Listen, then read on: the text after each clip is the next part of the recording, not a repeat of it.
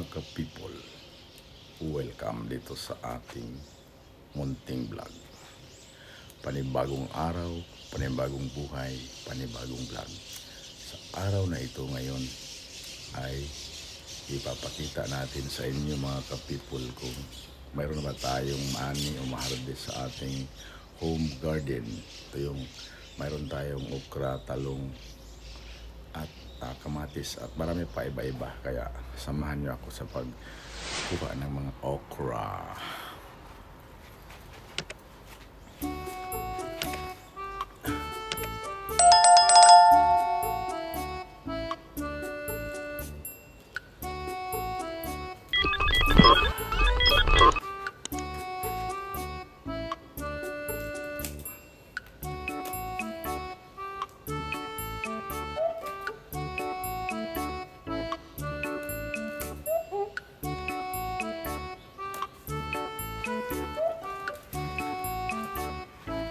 Alam ba ninyo mga ka-people na itong okra dito sa Japan, itong 4 na piraso ay nasa 215 o tumataginting ito sa atin ng piso na mahigit 100 o times mo yung 36 ang value ng yen times 2.5, so nasa mga 120 yung 4. So ibig sabihin yung isang okra tag 30 pesos.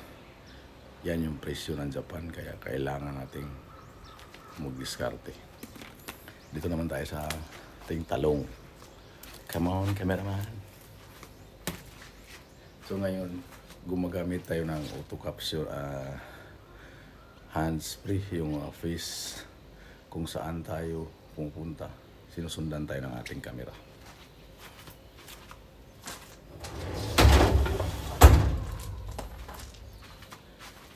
Yung mga latest ngayon na camera na kung makita yung iyong mukha ay susundan ka kung saan ka pupunta. Halimbawa ganyan, gumanong ka, sumabay siya. Let's harvest the talong. Ayan, sumabay ka siya.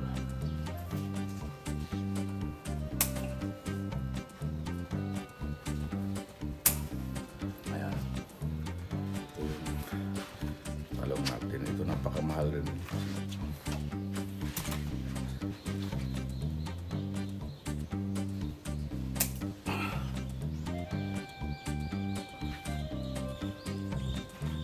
Meron pa doon sa likuran.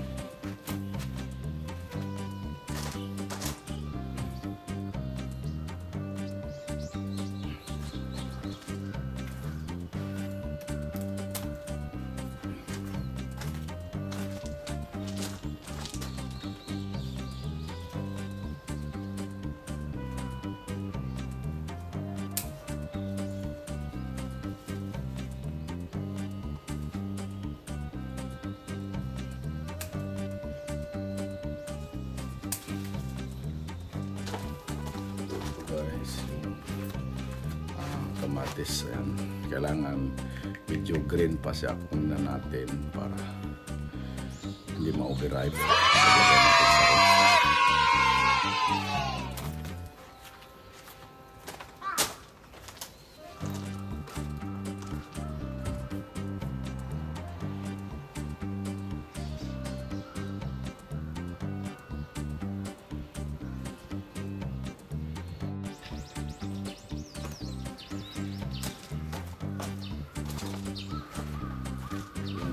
Sitaw at saka siling kilikot, doon sa likuran. Meron na rin kung palit-lit na kamatis.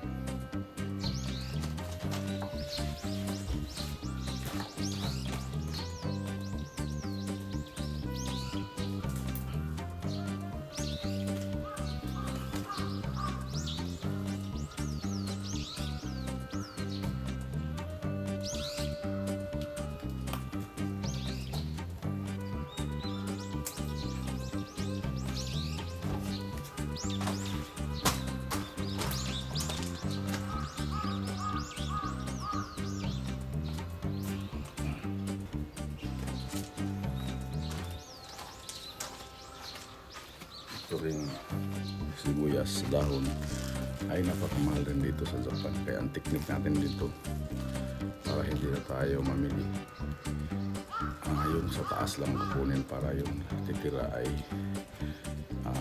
babalik sa magbigay ulit ng dahon.